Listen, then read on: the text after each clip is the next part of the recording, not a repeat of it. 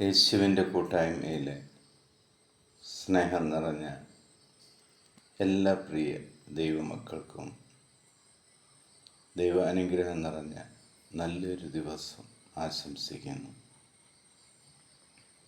ഇന്ന് നമ്മൾ ശ്രവിക്കുന്ന തിരുവചന ഭാഗം പ്രഭാഷകൻ്റെ പുസ്തകം 11-ാം അധ്യായം 21-ാം തിരുവചനം. പാപിയുടെ നേട്ടങ്ങളിൽ അസൂയ വേണ്ട, കർത്താവിൽ ശരണം വെച്ച് നിന്റെ ജോലി ചെയ്യുക. ദരിദ്രനെ സമ്പന്നനാക്കാൻ കർത്താവിന് ഒരു നിമിഷം മതി. ആമേൻ ചൊല്ലി നമുക്ക് ഈ വചനം ഏറ്റെടുക്കാം. നമുക്ക് ചുറ്റും എന്ത് നടന്നാലും, മറ്റുള്ളവർക്ക് എന്ത് അനുഗ്രഹമുണ്ടായാലും അതിൽ നമ്മൾ ആരോടും അസൂയപ്പെടേണ്ട കാര്യമില്ല.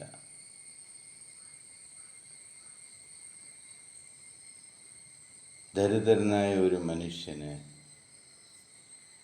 ആധ്യാത്മികമായും ഭൗതികമായും സമ്പന്നനാക്കാൻ ദൈവമായ കർത്താവിന് ഒരു നിമിഷം മതി.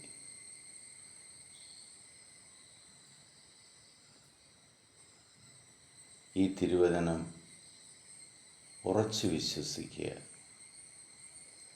ദൈവത്തിന് നിന്റെ കാര്യത്തിൽ തീരുമാനമെടുക്കാൻ ഒരു നിമിഷം മതി. ഒരു നിമിഷം കൊണ്ട് നിന്റെ ജീവിതം അടിമുടി മാറ്റുവാൻ ദൈവത്തിന് സാധിക്കും.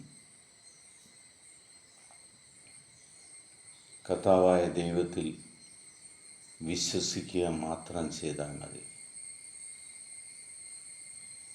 യേശു വളരെ വ്യക്തമായിട്ട് പറഞ്ഞിട്ടുണ്ട്, നിന്റെ മുന്നിലുള്ള ഈ പാറയോട്, ഈ മലയോട് പോയി കടലിൽ വീഴുക എന്ന് പറഞ്ഞാൽ അത് സാധിക്കുക തന്നെ ചെയ്യും എന്ന്. ദൈവത്തിൽ വിശ്വാസം വെച്ചാണ് നമ്മൾ ഒരു കാര്യം ചെയ്യുന്നതെങ്കിൽ അതിൽ ദൈവം അനുഗ്രഹം തരിക തന്നെ ചെയ്യും. ഒരു തിന്മയ്ക്കും നിന്നെ അതിൽ തകർക്കാൻ സാധിക്കുകയില്ല.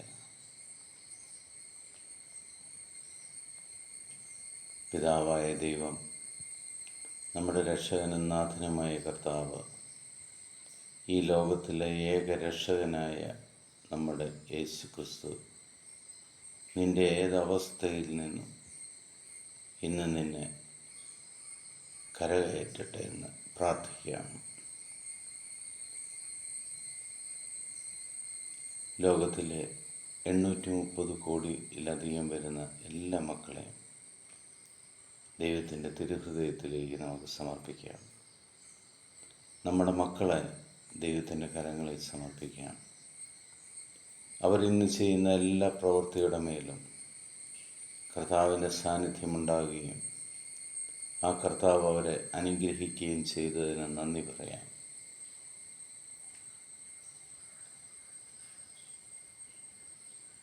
നമ്മുടെ ജീവിതത്തിൽ കർത്താവ് ഇന്ന് ഇടപെട്ട് നമുക്ക് ദൈവാനുഗ്രഹം സമർത്ഥമായി തന്നതിന് നന്ദി പറയാം. സാമ്പത്തിക ബുദ്ധിമുട്ടുകൾ അനുഭവിക്കുന്ന എല്ലാ വ്യക്തികളെയും കർത്താവ് തൊട്ടതിന് നന്ദി പറയാം. എൻ്റെ രക്ഷകനും നാഥനും ദൈവവുമായ കർത്താവായ യേശു ക്രിസ്തുവിൻ്റെ സർവശക്തനും സർവാധിപനുമായ ദൈവത്തിൻ്റെ സമാധാനം സന്തോഷത്തോടുകൂടി നിങ്ങൾക്ക് ഞാൻ പങ്കുവയ്ക്കുന്നു. ഈശോ മിശിഹായ്ക്ക് സ്തുതിയായിരിക്കട്ടെ.